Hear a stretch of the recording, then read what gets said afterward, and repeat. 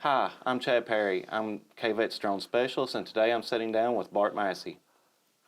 Hi, my name is Bart Massey. I'm the Executive Director of the USA Drone Port, and I work at Hazard Community and Technical College, where I teach some drone classes as well. That's awesome. Bart, can you tell me a little bit about the drone port and what it is you guys do and what you offer? Sure. The USA Drone Port started talking about it in 2016. In 2017, we organized and incorporated, and since then we've trained literally thousands of people, have spoken at events. We've got 99 pilots now who have taken the 107 class and have passed and are in our region. Probably close to half of them are actively involved in some type of drone activity, or either in the work they had already to enhance it, or several of them have started new jobs and are making a living full time in it. And then there's 4 or 5 of them that have done really well. So it's a growing, it's really a growing industry, and training's been a part of it. It was one leg of the stool, but the other things USA Drone Port is in the process of is becoming a premier research and development location. Right now we have a meager, small runway and a little building, which I'm in the process of moving out of, not for eviction, but we've actually rented it to a company from France that is coming in 2 weeks, and we'll be doing all the United States operations here in swarm technology. The USA Drone Ports, we believe, is an economic development opportunity to help train people in a new economy that'll happen out of this robotics revolution, really, that's in the process as we speak. That's amazing. That really is. And congratulations on all that. Bart, what do you think about having drones in schools, us being able to educate and teach in K-12? What do you think about that? Well, I think it's really important, particularly pre-6th grade in a lot of ways, and this is not from me, but from what I understand from a lot of people that I work with, that a whole lot of kids that will be very successful and start determining what they're going to do, make their mind up before the 6th grade. And I think getting this in their eyes and in their hands before that opens that window up. Otherwise, I think a lot of people have gifts that are just never really never exploited. I shouldn't say exploited, but never activated, I guess, because they just don't know that it's available. Right. And you've seen this just like anybody that's been in drone technology. You'll have, out of a class of 25 people, you're going to have 2 or 3 people that really take to this, and it fits inside their. They absorb it mentally different than everybody else does. So we have that group of people in our very own neighborhoods that we need to get these in the hands of. So the more that you can work, particularly with elementary, but K-12, right. The more this industry is going to grow here, and we have to have it. You have to have a trained workforce. You do. You can't attract companies to come in and work. Well, Bart, you've known that we've done here at KVEC, we've done a drone race for the past. This will be our 4th consecutive year. We teach, the basics of engineering. We touch base on soldering and how a drone operates, how it flies, and the technology that goes into it.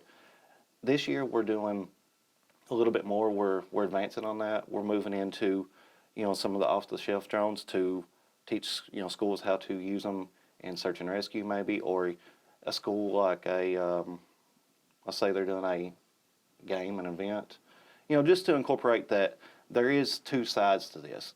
Mm-hmm. We've got the racing side, which we've been focusing on, but now we're going to move into a more practicality, more practical reason. What do you think about that? Do you think that's the way to go? Mm-hmm. I do. I mean, I think that it's a real opportunity. Just like this little era here, they do a great job. I mean, I've got one myself, and getting this in the hands of someone that has not done it before, and they see how easy it is, and that they're able to, control it and use it. You can see it in their eyes when they start. Their focus.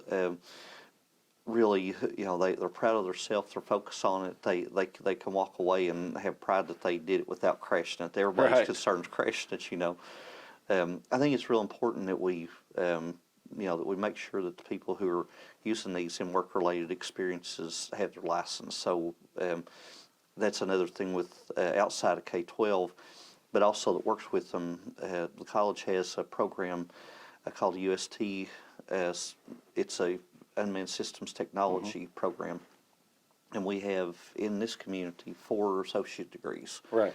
And we work with some of the groups with where they can actually get their pilot's license. They can work through and get the training, and they're able to take dual credit classes as well. So I think with what KVEC's doing, associated with what Hazard Community and Technical College is doing, can offer a broad base, because we want those kids to be legal. When they do this and they see that it's what, the first step is getting their 107 so they can do this legally. That was actually my next question, so you kind of stole it from me. Sorry. You're fine, you're fine. Going back to the 107, tell me, what is the 107, and what does having the 107 allow you to do? What's the reason of having it? Well, the 107 is the remote pilot's license. It's commercial pilot's license. The reason you have to have that is if you're doing anything with this drone that is work-related other than just flying it for fun, like in your backyard, racing, just things like that. If you're taking pictures for photography to sell, if you're working for your boss and they ask you to fly the drone to help them out, no matter what you do, if the output of that drone turns into revenue, you're doing commercial flight. Right. And you have to have your 107 pilot's license. It's the entry into anything money making with this. So with that being the basis, and that's what we focus on initially in our classes at the college, and what, even when people come to the USA Drone Port, we want to make sure that they're licensed pilots before they fly up there. Right. So, if you've ever thought about doing it, it's not the hardest test in the world. It's not easy, but Right. you've got to study. But if you're determined, you can pass the 107. That's awesome. Thank you, Bart. What do you think the future in UAS is? Not just here in our region, but across the world. Well, sooner than later, I got invited to go to Washington Monday. Wasn't able to go because of a couple of things, but Flirty announced that they'll be doing package deliveries around the United States. Oh, really? And they've been approved. They're doing it now in 4 cities, but they hope to be across the United States this year. Package delivery is going to be a part of it, but we're working with some hospitals right now that are interested in doing things with medications, things that expedite research testing, medication, and we're hoping that we'll be able to build a prototype for them this year. So any field that you think of, literally any field, drones and unmanned robotics are going to be they're going to be in that. The future, at some point in time, we'll be going to work in aircraft. You're going to see unmanned, probably underground trains. They're working on that right now, very high-speed bullet trains to go across the United States in 2 to 3 hours. You're going to see drones that are able to go into outer space and come back, combination probably of rocketry and other propulsion to get it to that point. You're going to see unmanned robotics, even though we have them in our houses today, and a lot of people don't even know it, but Right. You will have a lot more unmanned robotics. And what fits into this wholeheartedly is artificial intelligence too, and they're getting much more intelligent. So we're going to have, I hope what happens is that we grow along with this, and that it doesn't make us lazy. Right. Because we need to be vigilant. We need to make sure this goes in the direction that it needs to Right. go. And without vigilance and effort, and we want to make sure and keep it on path. But we have a lot of really good people that are working in this realm right now.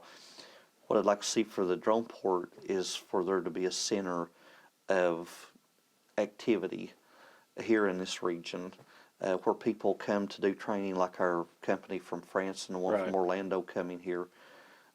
We'd like to have startups, like we have several that are here, but we'd like to have startups that are able to grow and expand and utilize the drone port to do their testing and training without having to buy the equipment themselves.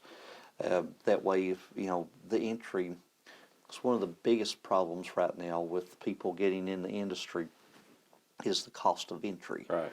And you know as well as I do, we've worked on projects together. It's costly. It is. And if we can help people start up that have really good ideas and help them be successful, that helps the economy here. It helps our region become successful. So. Right. Well, Bart, like I said, I'm glad that you could show up today. I know you've got a busy schedule ahead of you. One last thing before we go. Is there anything that you would, if you just reach out to the kids to say something to them, what is it you would say? I chase your dreams. If you have something you want to do, whether it be in unmanned robotics or not, chase your dreams. Be happy in life. A lot of things that are worthwhile in life take work and consistency. The one thing I've seen that I think causes more failure than anything else is people that just have too much quit in them. If you believe in something, stick to it.